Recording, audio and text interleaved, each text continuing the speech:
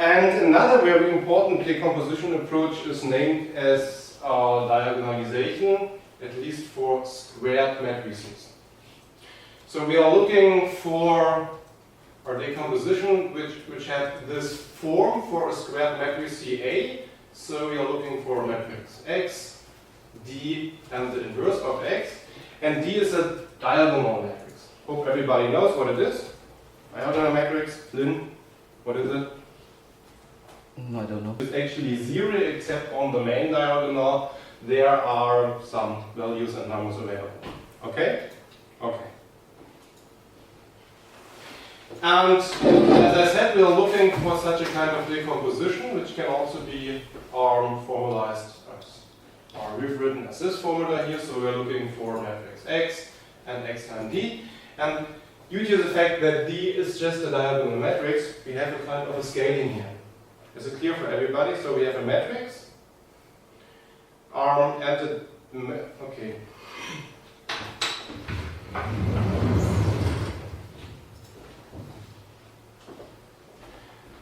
So X is any matrix, okay? X11, X12, and so on, X21, X22, and we have the matrix D, which is a diagonal matrix, which means we have any numbers on the main diagonal and all the remaining numbers are 0. And if we would multiply it, we get this times this for this element, this times this for this element, so just the scaling with A and B, and for the next column, for the next row, we have again x12 times A, x22 times B. So we just scale the column vectors of X with the matrices with the matrix D. Okay, Lynn? That's important. So we have our matrix A times X and the scaling of X. Which vectors do scale A?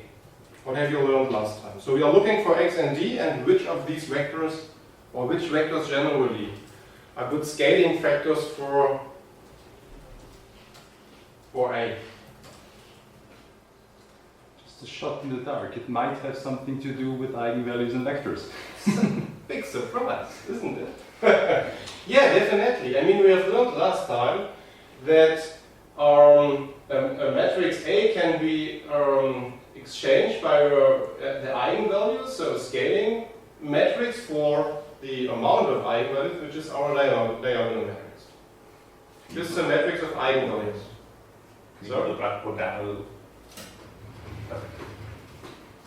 So I hope it is clear. And the vectors of the eigenvectors, the matrix of all eigenvectors, are these vectors that can be scaled by the eigenvalues for a certain matrix A. This is what we've learned last time. Okay? What happens if the matrix A does not have n eigenvectors? Is the matrix itself then not diagonal? Let's consider squared matrices with full rank. Okay. Okay. Okay, good question. Otherwise, you could, as I said the last time, make some regularization, for instance. Okay. So we have full rank. Good question. But is it clear? So we can exchange a matrix by a certain scaling factor for some vectors. The scaling factors was something that we named eigenvalue, and the scaling vectors were the eigenvectors. And now we consider the matrix of all eigenvectors and the matrix of the diagonal matrix of all eigenvalues, and that's it. This is the decomposition we are looking for. Not really clear? Okay. Okay. Okay.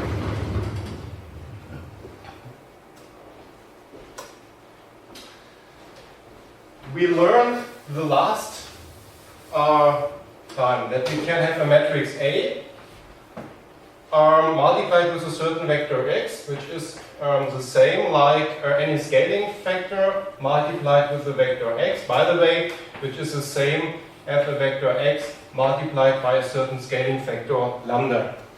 This is what we learned last time, okay?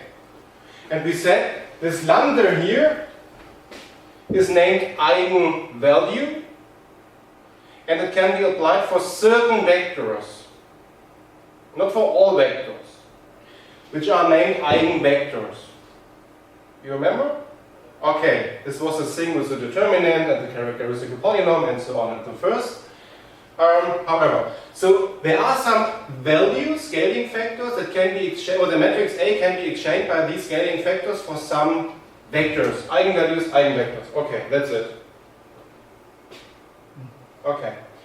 And now we consider all of the eigenvectors that are available. I mean, not all, there's an infinite number of eigenvectors, but all is a known one, of course. And the complete amount of eigenvalues. Okay? So let's say we have our matrix A, we consider not one single eigenvector, we consider all eigenvectors.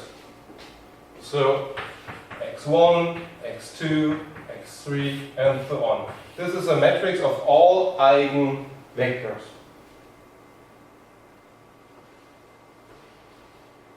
Which has to be the same, I can write it this way or this way, like the vector of all the matrix of all eigenvectors multiplied with a matrix where we have the first eigenvalue on the main diagonal, the second eigenvalue, and so on the main diagonal. The rest is 0, and then we have the same description here as we had here, just for the complete amount of eigenvalues and eigenvectors. And this is D. This is a diagonal. Okay? I hope so. Otherwise, just take a look at the video later on.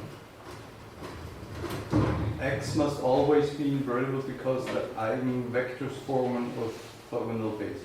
If the matrix is symmetric I'm a computer graphics guy, and you know, inverting matrices and stuff, it's always like, might happen. It might happen, exactly. No, the matrix A here is just a squared matrix. So it can be that we also get some imaginary eigenvalues, can happen. And the eigenvectors do not form an orthogonal system. And this is known as diagonalization because we are mapped onto a scaling with a diagonal matrix and some basis vectors. So basis, but not orthogonal basis. Not necessarily. Okay. And one construction scheme is just to consider the matrix of all eigenvalues and the matrix of all eigenvectors. That's it.